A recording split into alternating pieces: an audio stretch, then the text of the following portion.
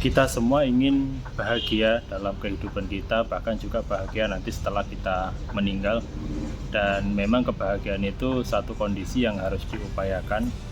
Secara definisi bahagia itu adalah kondisi ketika kita tidak merasakan kesedihan, kemudian kita tidak merasakan kesengsaraan ya, atau merasa susah. Jadi kebahagiaan itu kebalikan dari kondisi-kondisi itu sesuai definisi dari KBBI. Jadi ketika kita bisa melampaui situasi sedih, susah, sengsara, berarti kita otomatis bahagia.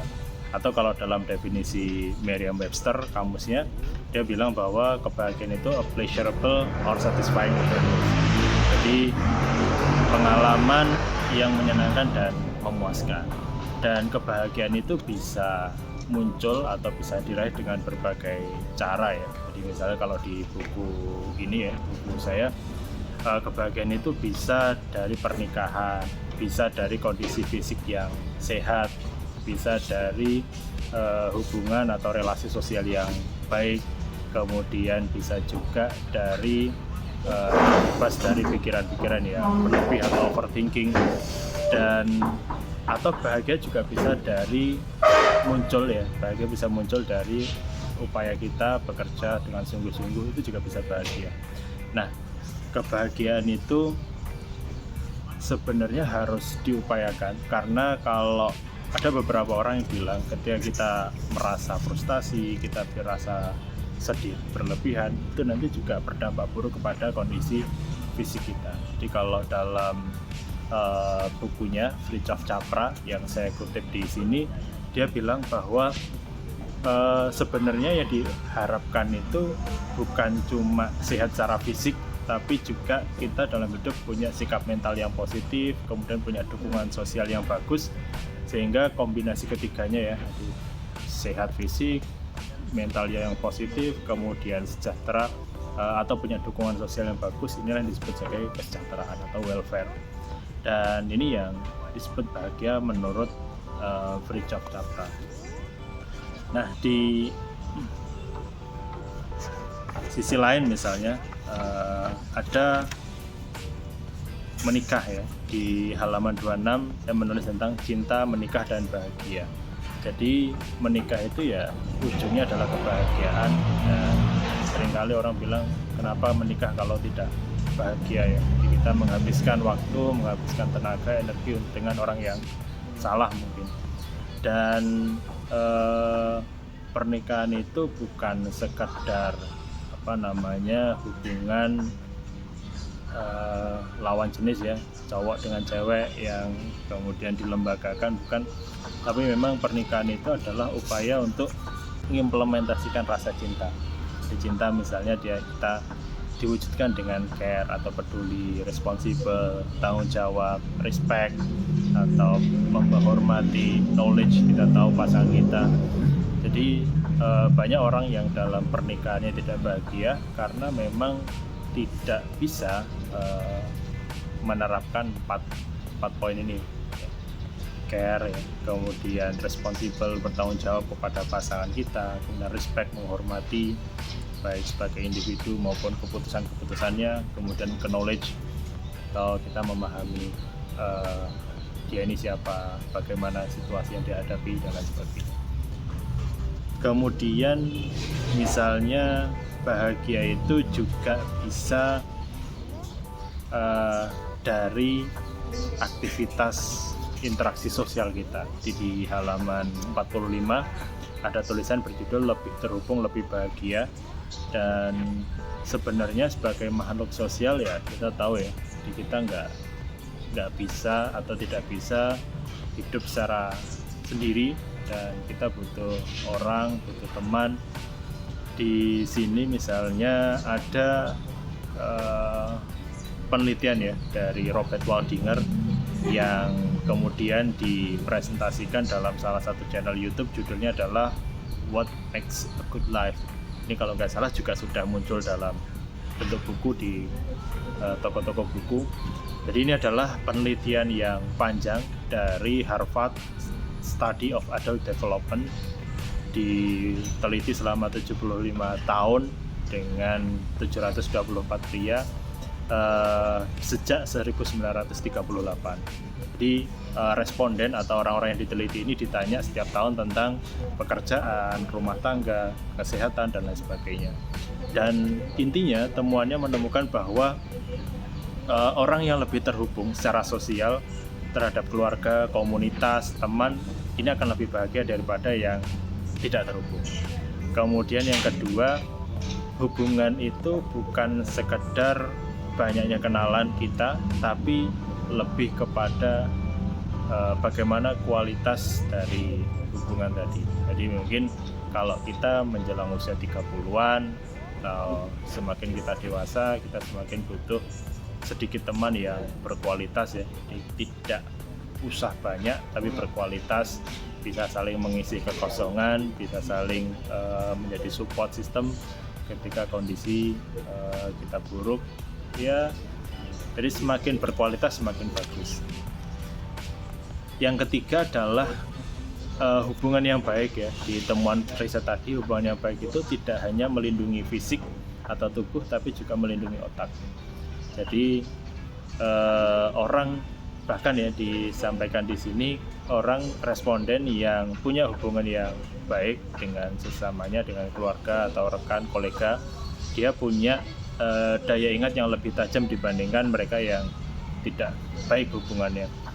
Jadi yang terhubung secara sosial ini tentu penting, dan semakin hari semakin bertambah usia kita, ke depan kita perlu memperbaiki ya, atau meningkatkan kualitas hubungan sosial dengan keluarga dan sebagainya.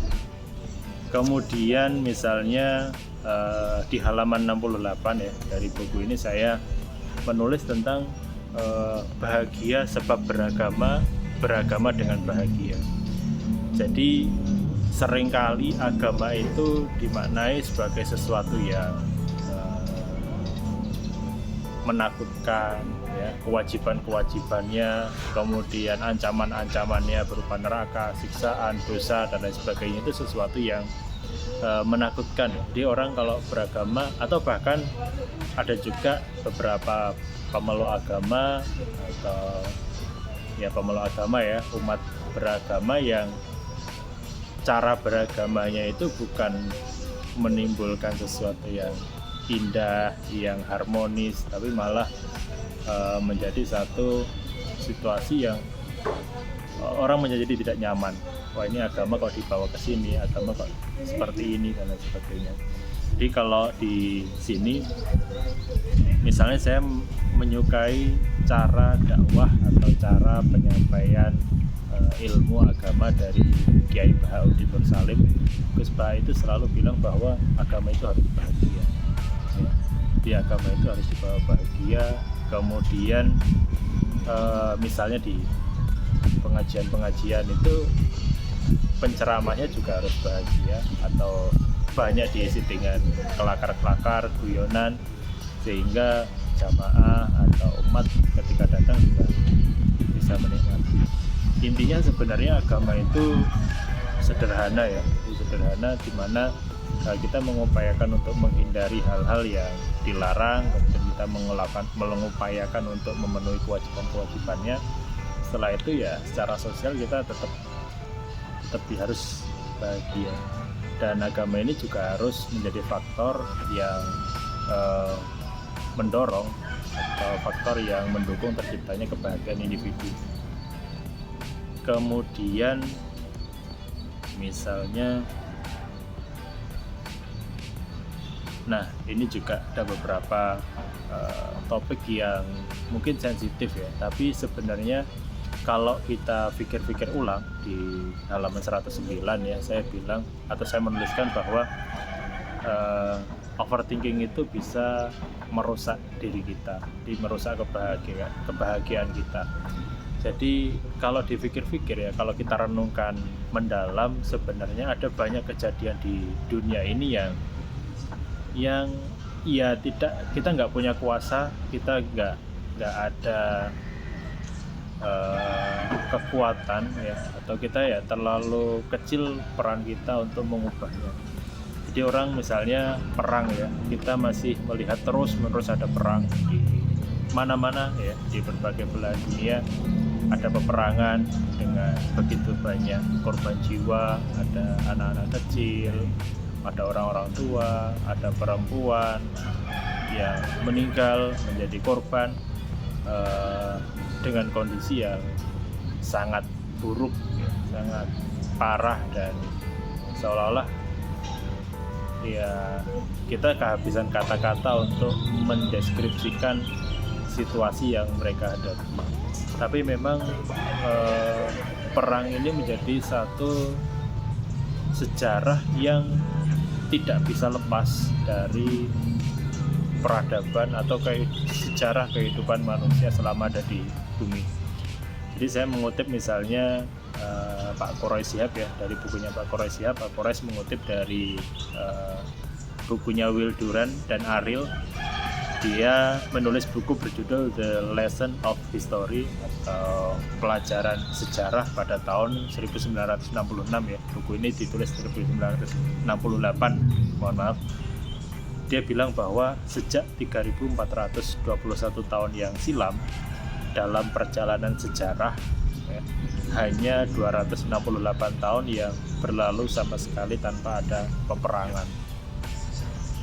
Jadi intinya melihat situasi perang, kondisi-kondisi yang susah kita hadapi ini, tentu kita harus empati, kita harus peduli, kita mengupayakan hal yang kecil.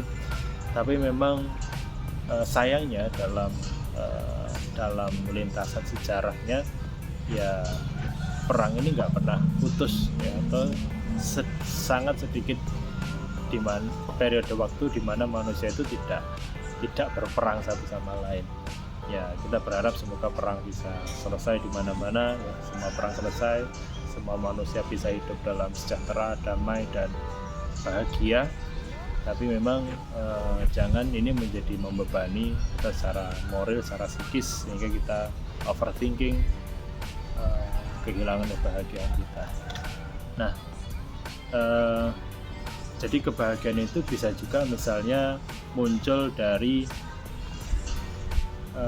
kerjaan. Jadi kalau kita bekerja ya tujuannya adalah kebahagiaan. Dan di halaman 71 misalnya ada tulisan berjudul "Ora Ubet Ora Ngliwet". Jadi ini salah satu tulisan yang dijumpai ya, di bak truk. Jadi ora ubet ora ngliwet itu filosofinya adalah ketika kita nggak mau berupaya apapun ya upayanya, misalnya jualan atau apapun ya, nanti nggak ngliwet. Jadi tidak bisa memperoleh bahan untuk masak nasi, untuk masak lauk, dan lain sebagainya. Jadi tapi yang perlu difahami adalah bekerja itu ya upaya kita untuk menjadi bahagia juga. Jadi kalau kita bekerja, kita bisa mendayagunakan tenaga, akal, pikiran, kemudian juga relasi untuk menghasilkan uang terutama, atau menghasilkan karya-karya yang bisa dinikmati oleh kita sendiri maupun oleh orang lain berupa produk, jasa, dan sebagainya. Jadi kebahagiaan juga bisa muncul dari bekerja, asal bekerja itu kita maknai sebagai upaya untuk mendayagunakan anugerah berupa akal, kemudian fisik yang sehat, kemudian kolega yang banyak, kemudian ilmu pengetahuan yang kita miliki untuk mendapatkan uang, untuk mendapatkan atau untuk menghasilkan produk dan jasa yang bisa dinikmati oleh orang banyak. Dan